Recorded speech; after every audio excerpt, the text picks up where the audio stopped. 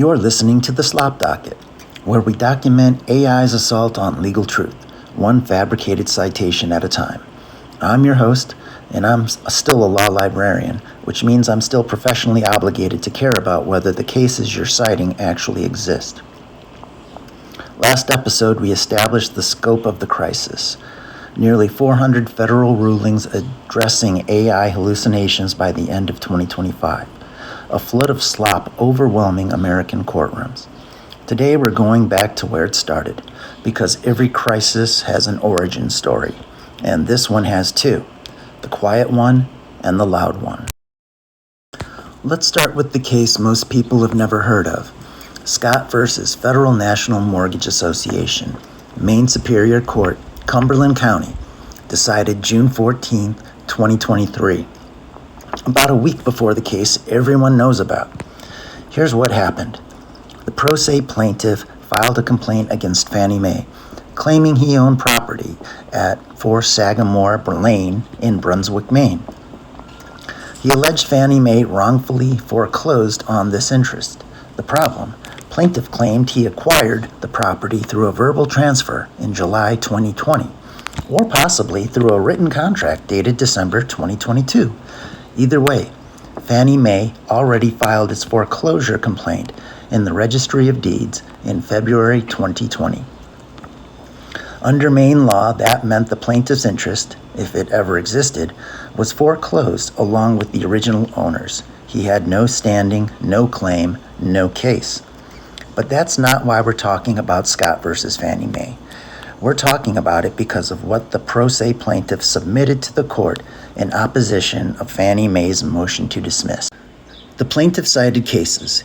He quoted from them. The citations were mostly in correct format, with the case name, reporter volume, and page number, and year. They looked real. They sounded real. They were not real. The court searched legal databases for the quoted text. Nothing. The cases didn't exist. The quotations were fabricated. And here's the line that matters. The line that may represent the first time an American court formally identified this specific problem on the record. The court is aware of recent incidents in the legal community involving filings generated in whole or in part by artificial intelligence, such as ChatGPT, that incorporate case citations and quotations which do not, in fact, exist. At this time, a case was percolating in the federal court, known as Mata versus Avianca. But June 14, 2023, a Maine Superior Court judge, writing what may be the first judicial opinion explicitly connecting fabricated case citations to AI tools like ChatGPT. Now, the plaintiff was representing himself, and the court made clear that this doesn't excuse the misconduct. The court stated, although this is especially true for attorneys who certainly ought to know better than to submit a filing without verifying citations, pro se litigants must be held to the same standard. The court imposed sanctions pursuant to Maine Civil Procedural Rule 11.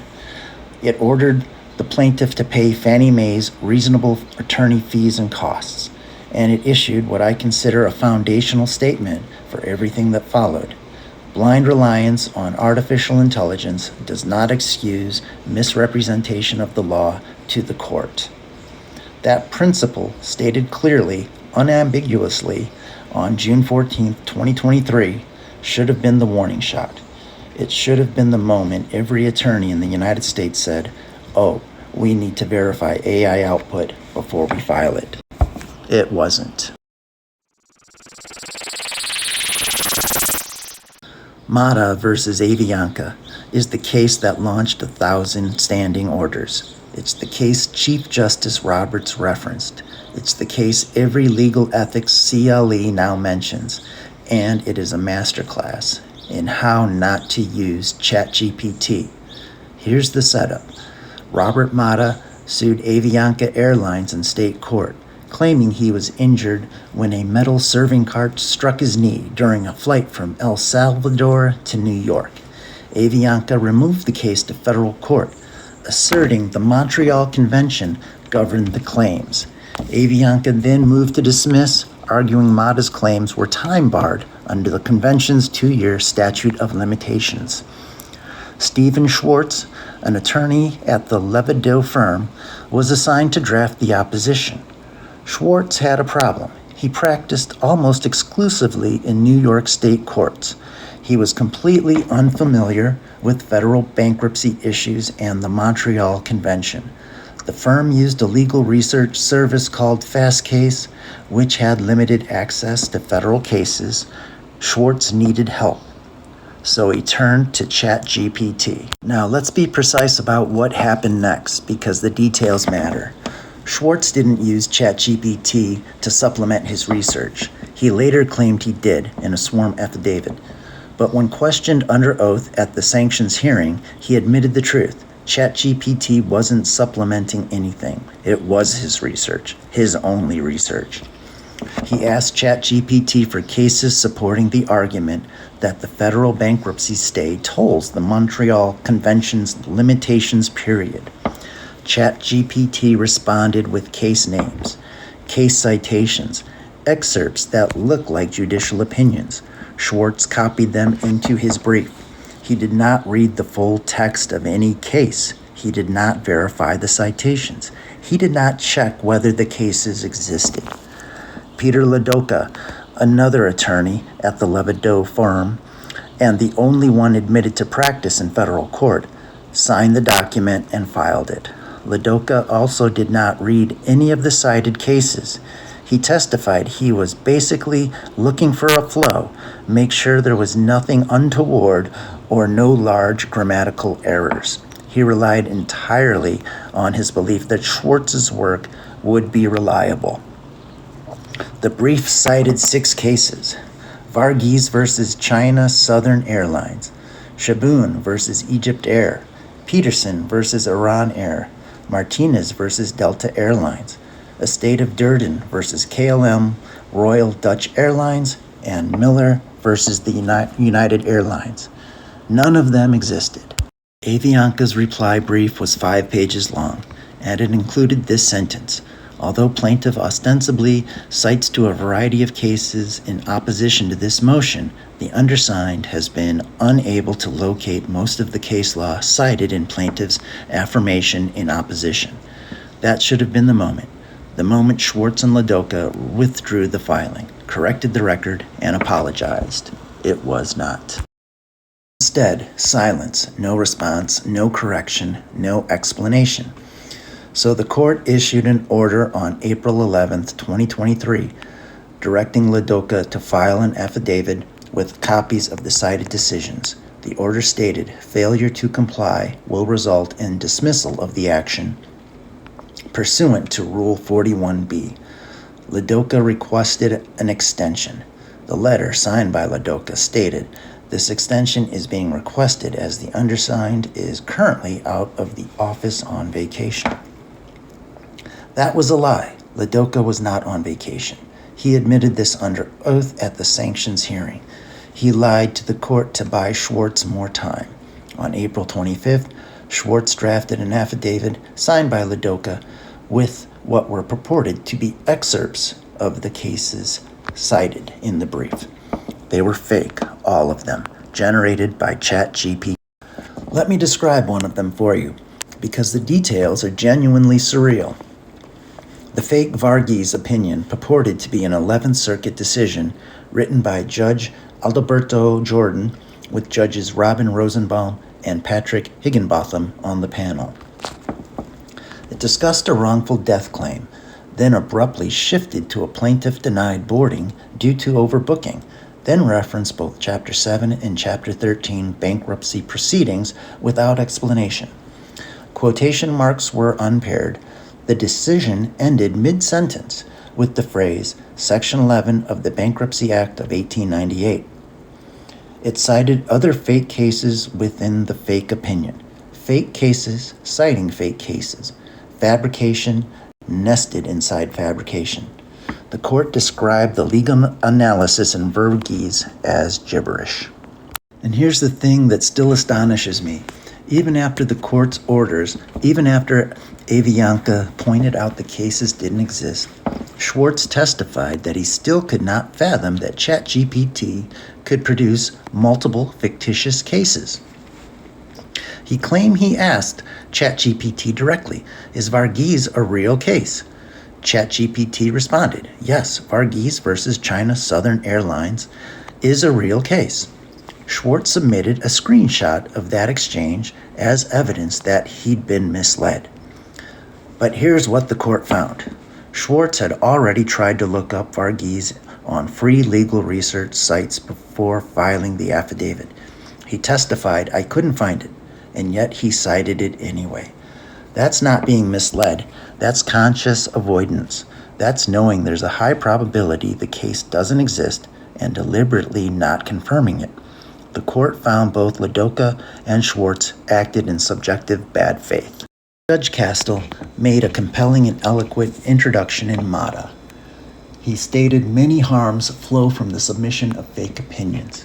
This included wasting judicial resources, causing reputational harm to judges falsely named in bogus opinions. He also suggested that this promoted cynicism about the American judicial system. And he closed, "And a future litigant may be tempted to defy a judicial ruling by disingenuously claiming doubt about its authenticity." Judge Castile imposed a $5,000 sanction, jointly and severally on Ladoka, Schwartz, and the Levido firm. He also required them to notify their client and to send letters to every judge whose name was falsely invoked as the author of a fake opinion. $5,000 for submitting 6 fabricated judicial opinions, for lying to the court about being on vacation, for swearing under oath to the authenticity of documents they never verified, for wasting the court's time, opposing counsel's time, and undermining the integrity of the legal system. $5,000. The court acknowledged this was sufficient, but not more than necessary to advance the goals of specific and general deterrence. The firm had already arranged mandatory CLE training on AI tools. Avianca didn't seek reimbursement of fees. There was no financial gain or personal animus involved. What is troubling, the sanction was so modest that it sent a message. Not the message the court intended, but the message the profession received. The message was, this is survivable. Embarrassing, certainly, but survivable. And so attorneys keep doing it. Scott versus Fannie Mae was affirmed on appeal in April 2024. The Maine Supreme Judicial Court upheld the sanctions and added its own. It awarded Fannie Mae attorney fees and expenses on appeal, finding plaintiff's appeal was frivolous because it sought relief with no reasonable likelihood of prevailing. The Supreme Judicial Court also noted the plaintiff's alleged oral contract was unenforceable under Maine's statute of frauds, and his written contract postdated the foreclosure sale, meaning any claim was extinguished under Maine law. There was no case, and plaintiffs submitted fabricated legal authority in support of a claim that was legally impossible. Mata versus Avianca became one of the most cited AI sanctions cases in American legal history. But the conduct continued. By the end of 2025, approximately 400 federal cases had addressed AI hallucinations in legal filings. The pace accelerated in the second half of the year, more than 285 cases in 6 months. This isn't a learning curve. This is institutional failure. Here's what Scott and Mata established. First, blind reliance on AI does not excuse misrepresentation. Second, attorneys have an affirmative duty under Rule 11 to conduct a reasonable inquiry into the viability of every filing before signing it. That duty is explicit and unambiguous. Pro se litigants are also held to the same standard. Third, conscious avoidance, knowing there's a high probability that something is false and deliberately not confirming it, is the equivalent of knowledge for purposes of a finding of bad faith. Fourth, the sanctions for this misconduct have been so far insufficient to deter repetition. Fifth, the legal profession has treated this as a technology problem, when it is, in fact, a professional responsibility problem. ChatGPT and the other chatbots don't file briefs. Attorneys do. ChatGPT didn't sign affidavits under oath. Attorneys did. ChatGPT didn't lie about being on vacation as the attorney in MATA did. The technology is a tool. The failure is human. Next episode, we're moving forward in time to examine how courts began responding systematically to this crisis. We're looking at Park versus Kim, a case that illustrates how the problem evolved, how the excuses changed, and how judges started getting much, much less patient. Because there's the thing about institutional rot. It doesn't stop on its own. It requires intervention. And by late 2023, courts were starting to intervene. I'm your host. This is the Slop Docket, where we take fabricated case citations exactly as seriously as they deserve, which is to say, we document them, we analyze them, and we absolutely do not cite them in federal court. Subscribe if possible. Leave a review if you're human. No bots, please. And if you're an attorney who just thought, well, I would never do that, good, prove it. Verify your sources every single time. See you next time.